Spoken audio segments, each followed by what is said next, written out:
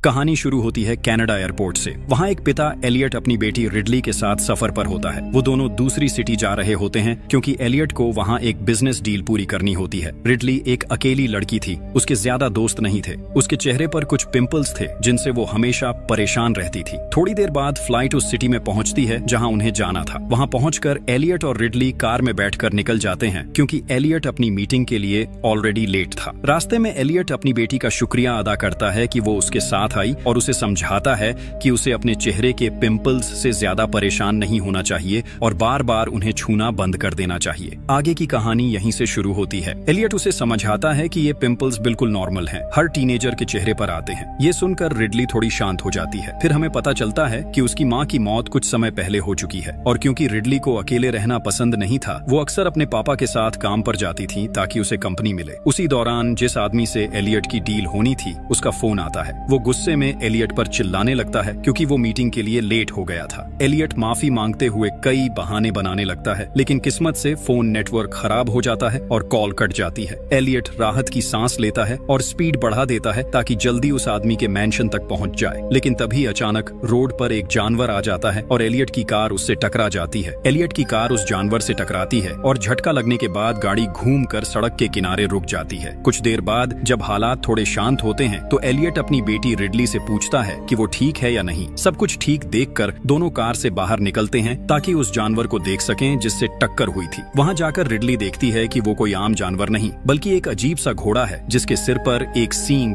Horn लगा है। और सबसे चौंकाने वाली बात ये थी कि उस जानवर के घाव से नीला खून निकल रहा था। एलियट बहुत गुस्से में था क्योंकि अब वो मीटिंग के लिए और देर हो चुका था। लेकिन रिडली उस रहस्यमय घोड़े को देखकर हैरान रह जाती है क्योंकि उसने ऐसा प्राणी पहले कभी नहीं देखा था। उसी पल उस घोड़े का सींग हल्के नीले रंग में चमकने लगता है और बिना सोचे समझे रिडली आगे बढ़कर उस सींग को छू लेती है। जैसे ही रिडली ने उस घोड़े का सींग छुआ, उसे अचानक अजीब अजीब चीजें दिखने लगती हैं। कुछ ऐसे नजारे जिन्हें वो समझ नहीं पाती। उसकी आंखों के सामने सब धुंधला सा हो जाता है। लेकिन तभी वो एलियट की आवाज सुनकर होश में आती है। वो देखती है कि उसका पापा उस घोड़े को मार रहा होता है। रिडली चिल्लाकर उसे रोकने की कोशिश करती है, लेकिन एलियट उसकी बात नहीं सुनता और तब तक रुकता नहीं जब तक वो घोड़ा पूरी तरह मर नहीं जाता। थोड़ी देर बाद दोनों मिस्टर ओडेल के मैंशन पहुंचते हैं जहां एलियट को अपनी डील फाइनलाइज करनी होती है। लेकिन सबसे अजीब बात यह थी कि एलियट उस घोड़े की लाश को कार की ट्रंक में रख लाया था। मकान के बाहर गाड़ी रोककर एलियट नीचे उतरता है और मैंशन के अंदर जाता है। वहां उसकी मुलाकात ओडेल के बेटे शेपर्ड से होती है जिससे वो हाथ मिलाता है और फिर ओडेल की पत्नी से भी मिलकर अभिवादन करता है। आखिरकार एलियट ओडेल के कमरे में आता है और उससे देर होने के लिए माफी मांगता है। तभी पता चलता है कि ओडेल को एक गंभीर बीमारी है और अब उसके आखिरी दिन चल रहे हैं। एलियट बहाने बना रहा होता है ताकि ओडेल उसे माफ कर दे। तभी रिडली को आज घोड़े के साथ हुई सारी बातें याद आने लगती हैं। ओडेल ये नोटिस करता है और रिडली से पूछता है कि क्या वो ठीक है। रिडली झूठ बोलती है और कहती है कि वो बिल्कुल ठीक है। उसी वक्त शेपर्ड भी वहाँ आता है और रिडली से उसके चेहरे पर पड़े दानों के बारे में पूछता है। एलियट बीच में बोल पड़ता है और रिडली से कहता है कि वो बाथरूम में जाकर मुंह धो ले ताकि थोड़ा ठीक महसूस करे। असल में एलियट ऐसा सिर्फ उसे वहाँ से भेजने के लिए कह रहा था। एलियट नहीं चाहता था कि रिडली उसकी डील खराब करे या आज जो हुआ वो किसी को बता दे। जब रिडली बाहर निकली तो वो बार बार कार की तरफ देख रही थी और काफी घबराई हुई लग रही थी। उसी वक्त महल की एक गार्ड रिडली को देख रही होती है और उसे कुछ अजीब महसूस होता है। जब वो गार्ड कार के पास जाकर देखती है तो उसे यकीन हो जाता है कि कुछ गड़बड़ है या शायद कार के अंदर कुछ छिपा हुआ है। इसी दौरान रिडली बाथरूम में जाती है और चेहरा धोती है, लेकिन जब वो शीशे में देखती है तो उसे पता चलता है कि उसके चेहरे के सारे दाने गायब हो गए हैं। जब वो तौलिए पर नजर डालती है तो उस पर नीले रंग का खून लगा होता है जो यूनिकॉर्न का खून होता है। उसी वक्त ओडेल एलियट के साथ बैठा होता है और उसे बताता है कि उसने हर तरह का इलाज आजमाया लेकिन कोई फायदा नहीं हुआ। अब उसने हार मान ली है और मौत का इंतजार कर रहा है। ओडेल ये भी बताता है कि वो ये डील इसलिए कर रहा है ताकि मरने से पहले अपनी कंपनी और अपने परिवार की सुरक्षा पक्की कर सके। वो एलियट को अपने बेटे शेपर्ड की जिम्मेदारी भी सौंप देता है। दूसरी तरफ रिडली अब भी हैरान थी क्योंकि उसके चेहरे के सारे दाने लगभग गायब हो चुके थे, वो भी उस घोड़े के नीले खून की वजह से।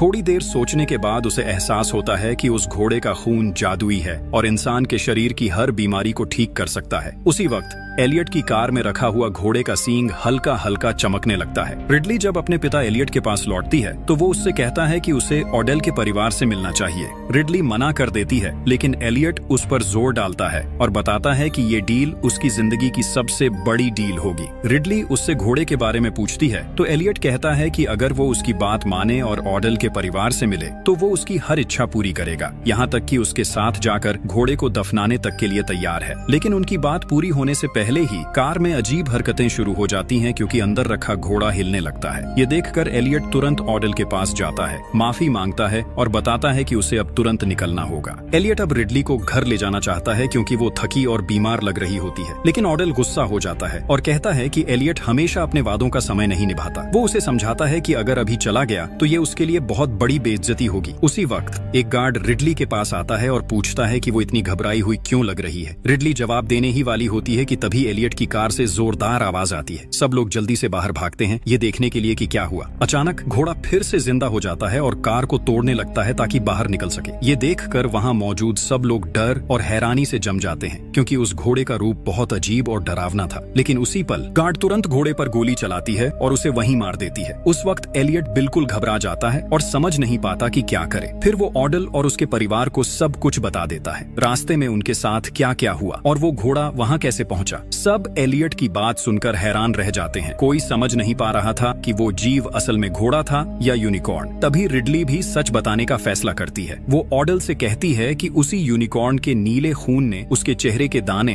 पूरी तरह ठीक कर दिए। ये सुनकर ऑडेल हैरान रह जाता है और रिडली से पूछता है कि क्या उसे अपने शरीर में कुछ अजीब महसूस हो रहा है। रिडली कहती है कि नहीं, सब कुछ बिल्कुल ठीक है। रिडली कहती है कि उन्हें एनिमल ऑर्गेनाइजेशन से संपर्क करना चाहिए ताकि वो आकर उस घोड़े को ले जाए, लेकिन ऑडेल मना कर देता है और कहता है कि अगर ऐसा हुआ तो सरकार उस जीव का गलत इस्तेमाल करेगी, इसलिए उसे ही इस हालात को संभालना होगा। रात होने पर एलियट अपनी बेटी के कमरे में जाता है ताकि उसका हाल जान सके। जैसे ही वो रिडली को देखता है, पूछता है कि वो इतनी उदास क्यों है। रिडली बताती है कि जब उसने आज उस घोड़े के सींग को छुआ था तो उसे कुछ अजीब चीजें दिखाई दी। एलियट उसकी बात पर यकीन नहीं करता और कहता है कि शायद उसे भ्रम हुआ होगा। वो रिडली को समझाता है कि अब उसे इन बातों के बारे में नहीं सोचना चाहिए क्योंकि सबसे जरूरी बात यह है कि वो लोग अपनी डील पूरी करें। लेकिन रिडली अंदर से बहुत परेशान थी। रिडली कुछ ही समय में उस जादुई घोड़े के बारे में थोड़ी बहुत जानकारी इकट्ठा कर पाई। उसे पता चला कि ये घोड़ा एक पुरानी दंत कथा का हिस्सा था। एक राज परिवार ने इसे पाल रखा था, लेकिन बाद में जब उन्हें इसकी जादुई ताकत का पता चला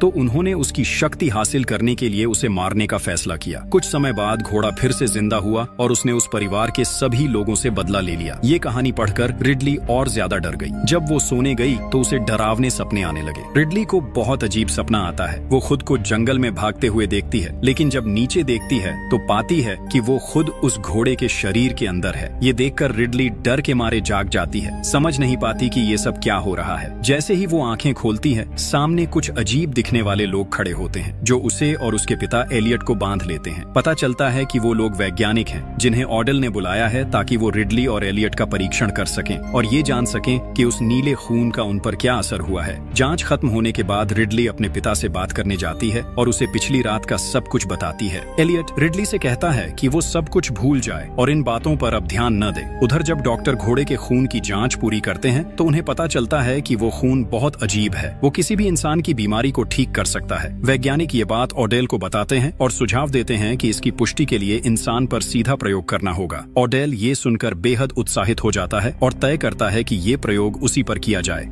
थोड़ी देर बाद डॉक्टर जादुई खून तैयार करते हैं और ऑडेल को इंजेक्शन लगा देते हैं। ये सब देखकर रिडली परेशान हो जाती है, उन्हें गलत ठहराती है और वहां से निकलकर जंगल में चली जाती है ताकि थोड़ा सुकून पा सके। इधर जब वैज्ञानिक घोड़े के शरीर की जांच शुरू करते हैं तो उन्हें पता चलता है कि उसकी नसें अब भी काम कर रही हैं। इसका मतलब था कि वो लोग उस घोड़े से और लंबे समय तक खून निकाल सकते थे। दूसरी तरफ रिडली जंगल में घूम रही होती है। चलते चलते उसे महसूस होता है कि कोई उसे देख रहा है। वो इधर उधर देखती है लेकिन वहाँ कोई नहीं होता। डर के मारे वो तेजी से भागती है और घर लौट आती है। रात में एलियट ऑडेल का हाल जानने जाता है और पूछता है कि अब वो कैसा महसूस कर रहा है। ऑडेल बताता है कि उसे अब काफी बेहतर लग रहा है और लगता है कि इलाज असर दिखा रहा है। ये सुनकर एलियट बहुत खुश हो जाता है और उसे जल्दी ठीक होने की शुभकामनाएं देता है। उधर रिडली अब भी उस जादुई घोड़े के बारे में और जानकारी जुटाने की कोशिश कर रही होती है। तभी ऑडेल का बेटा शेपर्ड उसे देख लेता है। शेपर्ड रिडली की मदद करने का फैसला करता है। वो उसे अपना प्रिंटर देता है ताकि वो घोड़े की सारी तस्वीरें और जानकारी जानकारी प्रिंट करके आराम से उनका अध्ययन कर सके। जब शेपर्ड रिडली की मदद करके वहां से निकलता है तो अचानक सामने उसका पिता ऑडेल खड़ा होता है। अब वो पूरी तरह ठीक दिख रहा होता है और उसकी सेहत पहले जैसी नहीं बल्कि और बेहतर लग रही होती है। ऑडेल तुरंत सारे डॉक्टरों को इकट्ठा करता है और उन्हें आदेश देता है कि जितना हो सके उतना नीला खून उस घोड़े से निकाल ले ताकि ये इलाज हमेशा उनके पास रहे और वो खुद इसका इस्तेमाल कर सके। वो ये भी कहता है कि अगर ये इलाज दुनिया के सामने आया तो इसकी कीमत आसमान छुएगी, लेकिन डॉक्टर उसे रोकते हैं और बताते हैं कि ये संभव नहीं है क्योंकि इस खून की एक समय सीमा होती है, उसके बाद वो बेअसर हो जाता है। उधर रिडली, जो कुछ देर पहले ओडेल के साथ हुआ वो सब देखकर डर गई थी, लेकिन फिर भी उसने हिम्मत जुटाई और अपने रिसर्च पर वापस लौट आई ताकि वो जान सके कि उस हॉर्स के साथ असल में क्या हो रहा है। कुछ घंटे बाद रिडली को बहुत खतरनाक जानकारी मिली। वो सीधा ओडेल के पास गई और उसे ध्यान से सुनने को कहा। रिडली ने बताया कि जो मेडिसिन ओडेल ने लिया है वो बहुत स्ट्रॉन्ग है और असर तो करता है, लेकिन अगर उसने उसकी डोज ज्यादा ली तो उसकी जान जा सकती है। रिडली ने यह भी बताया कि सदियों से लोग उस हॉर्स के खून का इस्तेमाल करते आए हैं, ठीक वैसे ही जैसे अब ओडेल कर रहा है, लेकिन हर बार उनका अंत बहुत बुरा हुआ क्योंकि वो हॉर्स फिर से जिंदा हो जाता था और उन्हें मार डालता था। जैसा कि उम्मीद थी, ओडेल ने उसकी किसी भी बात पर ध्यान नहीं दिया। उसने उल्टा उसे कहा कि वो इस हॉर्स को पूरी दुनिया के सामने दिखाएगा और उसे इस मामले में दोबारा बोलने की जरूरत नहीं है। ओडेल के ऐसे बर्ताव से रिडली बहुत आहत हुई। थोड़ी देर बाद ओडेल की वाइफ रिडली के पीछे आई। उसने रिडली को दिलासा दिया और कहा कि वो कोशिश करेगी कोई हल निकालने की। इसके बाद रिडली गुस्से और दुख में अपनी कार में जाकर बैठ गई क्योंकि उसके फादर एलियट ने भी उसकी बातों पर भरोसा नहीं किया और ओडेल के सामने उसका साथ नहीं दिया। दूसरी तरफ ओडेल और बाकी डॉक्टर्स ने हॉर्स को तैयार किया। उन्होंने उसे एक बैग में बंद किया ताकि उसे मैंशन से बाहर ले जाकर शहर में पहुंचा सकें। जब ओडेल और डॉक्टर्स हॉर्स को ले जाने की तैयारी कर रहे थे तभी अचानक पूरे मैंशन की बिजली चली गई। उसी वक्त डॉक्टर्स के पास जो डिवाइस था उसने बहुत तेज सिग्नल देना शुरू कर दिया। इस सिग्नल का मतलब था कि हॉर्स अब भी जिंदा है। उधर रिडली, जो कार में बैठी थी, नीचे उतरी और जब उसने आसमान की तरफ देखा तो वहां अजीब रंग नजर आ रहे थे। एलियट तुरंत डॉक्टर्स के पास गया ताकि पता लगा सके कि क्या हो रहा है, लेकिन कोई भी डॉक्टर कुछ समझ नहीं पा रहा था या जवाब नहीं दे रहा था। अचानक एक डॉक्टर की मौत हो गई। उसे हॉर्स के सींग से वार किया गया था। एलियट ने जब ध्यान से देखा तो उसे पता चला कि जिसने डॉक्टर को मारा वो कोई और हॉर्स था, वो नहीं जिसे उन्होंने आज मार दिया था।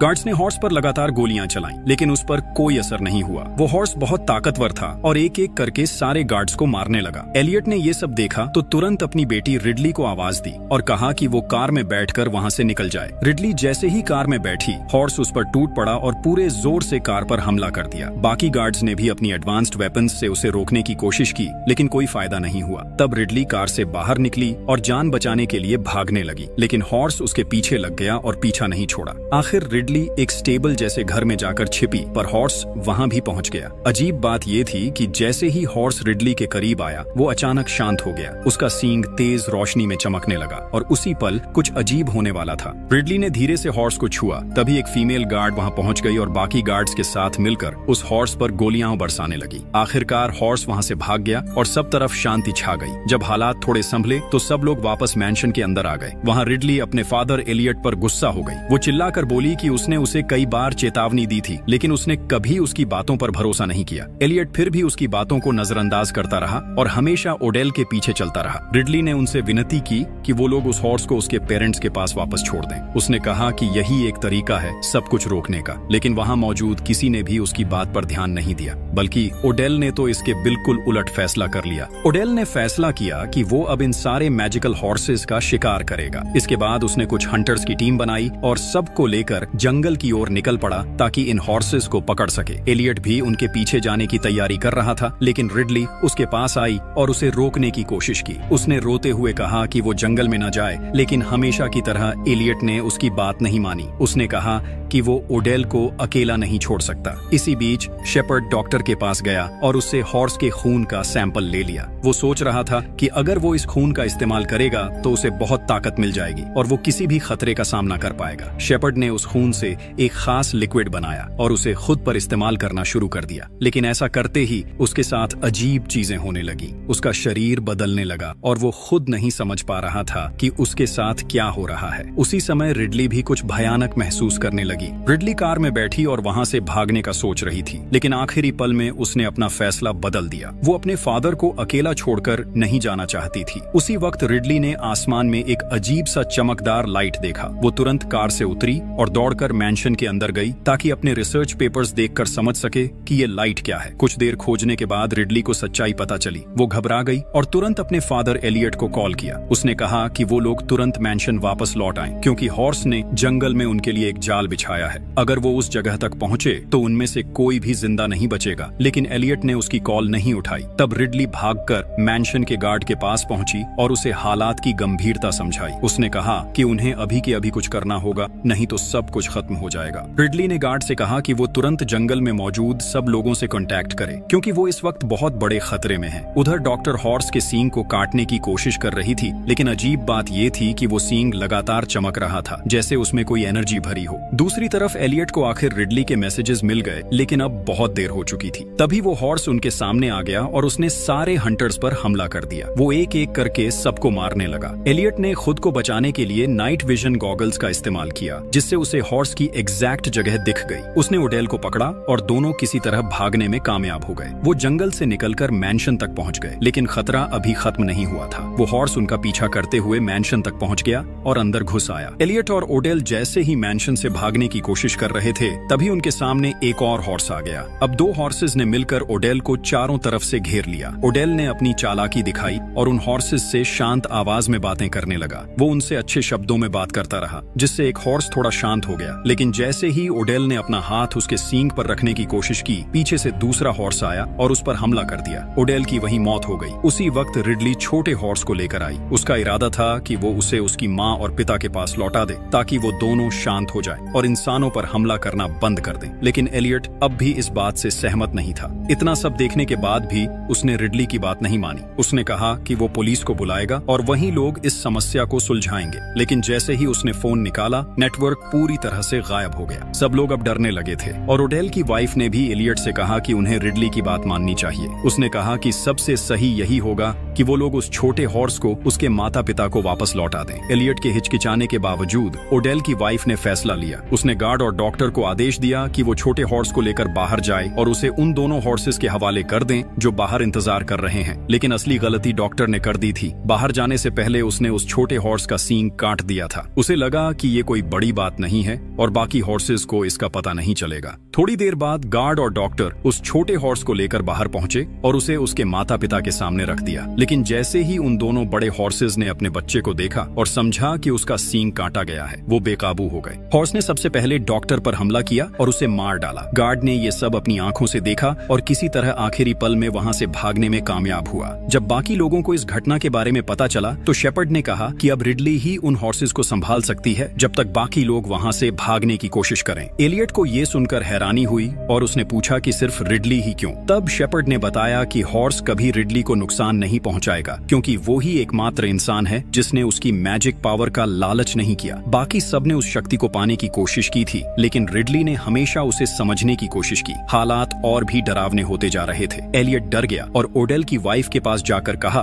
कि वो अब इस सब में शामिल नहीं रहना चाहता। उसने कहा कि ये उनकी गलती थी और अब उन्हें ही इसे ठीक करना होगा। उसी समय शेपर्ड के शरीर में अजीब बदलाव शुरू हो गए। उसकी आंखों से तेज रोशनी निकलने लगी और वो किसी अनजानी ताकत के असर में आने लगा। रिडली और एलियट जैसे ही भागने की कोशिश करते हैं, शेपर्ड उनके सामने पहुंच जाता है। शेपर्ड ने रिडली को पकड़ लिया, लेकिन जैसे ही वो उसे नुकसान पहुंचाने वाला था, अचानक सामने से दोनों हॉर्सेस आ गए। वो शेपर्ड से बदला लेने आए थे। एलियट और रिडली ने मौका देखकर एक रास्ते से भाग लिया, जबकि शेपर्ड और उसकी माँ दूसरे रास्ते से निकल गए। उनके पास छोटे हॉर्स का सींग था। रास्ते में शेपर्ड की माँ ने उससे पूछा कि अब उसका क्या प्लान है। शेपर्ड ने ठंडे लहजे में कहा कि वो भागने नहीं वाला। उसने बताया कि उसका इरादा है उन दोनों हॉर्सेस को पकड़ने का और फिर उनकी संतान से नई मैजिकल पावर पैदा करने का, ताकि वो खुद सबसे ताकतवर बन सके। लेकिन तभी शेपर्ड ने अपने डिवाइस को देखा और हैरान रह गया। उसमें हॉर्स का सींग गायब था। तभी सच्चाई सामने आई कि एलियट ने ही वो सींग चुरा लिया था। एलियट अब रिडली के साथ बैठा था। वो बहुत पछता रहा था और अपनी बेटी से माफी मांग रहा था। एलियट ने आंसू भरी आंखों से रिडली से कहा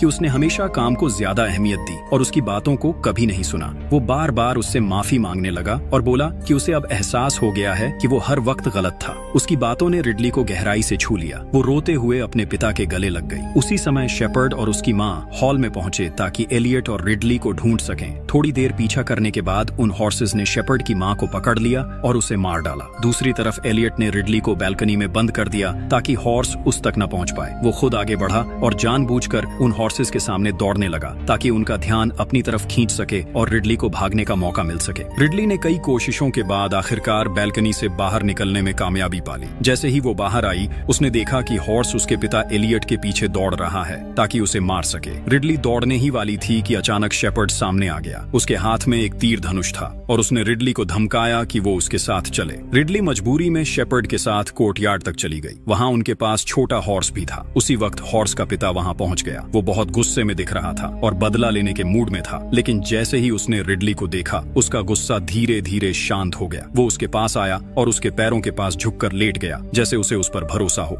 शेपर्ड ने इस मौके का फायदा उठाया। वो तुरंत आगे बढ़ा और हॉर्स के पैर में रस्सी बांध दी ताकि उसे काबू में कर सके। रिडली ने उसे रोकते हुए कहा कि वो बहुत बड़ी गलती कर रहा है और ये काम उसे नहीं करना चाहिए, लेकिन हमेशा की तरह शेपर्ड ने उसकी बात नहीं सुनी। वो घमंड से बोला कि उसे पता है वो क्या कर रहा है और कोई उसे रोक नहीं सकता। तभी अचानक उन्हें एक और आवाज सुनाई दी। वो हॉर्स की माँ थी। सबकी नजरें मुड़ गईं और उन्होंने देखा कि एलियट उसके साथ था। वो छोटे हॉर्स के सींग का इस्तेमाल करके उस पर काबू पा चुका था, लेकिन हैरानी की बात ये थी कि जैसे ही वो हॉर्स रिडली के करीब आई, वो भी शांत हो गई और उसके पैरों के पास लेट गई। रिडली के आसपास आते ही दोनों हॉर्सेस पूरी तरह से शांत हो गए थे। शेपर्ड ने फिर मौका देखकर दौड़ लगाई और माँ हॉर्स के पैरों में भी रस्सी बांध दी। ये देखकर एलियट का गुस्सा फट पड़ा। उसने हाथ में पकड़ा सींग शेपर्ड पर जोर से दे मारा, लेकिन शेपर्ड अब इंसान नहीं रहा था। उसके शरीर में हॉर्स का खून था, जिसने उसे बहुत ताकतवर बना दिया था। उसने एलियट का वार रोक लिया और उसी के तीर से पलटकर एलियट पर हमला कर दिया। एलियट जमीन पर गिर पड़ा और रिडली घबरा कर उसके पास दौड़ी।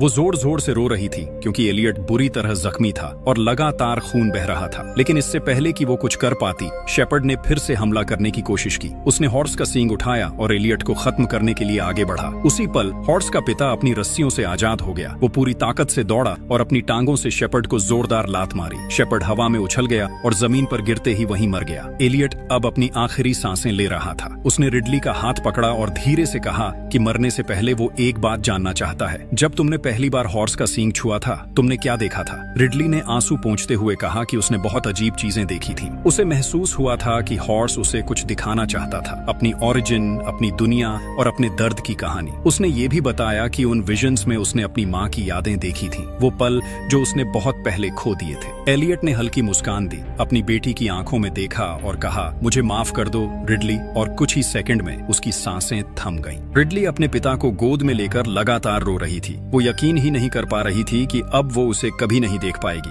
लेकिन तभी एक चमत्कार हुआ। हॉर्स का पिता उसके पास आया और शांत होकर रिडली के सामने खड़ा हो गया। फिर उसने अपनी शक्ति को माँ हॉर्स के साथ मिलाया और दोनों ने मिलकर अपनी मैजिकल एनर्जी से एक उजली रोशनी पैदा की। उस रोशनी से छोटे हॉर्स का टूटा हुआ सींग फिर से जुड़ गया और कुछ ही पल बाद एलियट के जख्म भी भरने लगे। धीरे धीरे उसने अपनी आंखें खोली। वो जिंदा था। एलियट अब सब कुछ देख पा रहा था जो रिडली ने पहले देखा था। वो सारी विजन्स, वो पुरानी यादें और उस मैजिक दुनिया की सच्चाई। एलियट ने रिडली को कसकर गले लगाया। दोनों की आंखों में खुशी और सुकून था, जैसे सब कुछ फिर से सही हो गया हो। लेकिन तभी मैंशन के दरवाजे खुले। गार्ड अंदर आया और उसके पीछे पुलिस थी। उन्होंने चारों तरफ देखा, लेकिन वहाँ अब कोई हॉर्स नहीं था। पुलिस ने एलियट और रिडली को पकड़ लिया और उन पर इल्जाम लगाया कि उन्होंने ही ओडेल के परिवार को मारा है। लेकिन एलियट और रिडली को अब किसी बात का डर नहीं था। वो बस इस बात से खुश थे कि उन्होंने उन मैजिकल हॉर्सेस की मदद की और उनकी दुनिया को बचा लिया। तभी चौंकाने वाली बात हुई। उन हॉर्सेस ने एलियट और रिडली को सजा देने के बजाय उनकी मदद करने का फैसला किया। उन्होंने अपनी ताकत का इस्तेमाल करके पुलिस की नजरों से उन्हें गायब कर दिया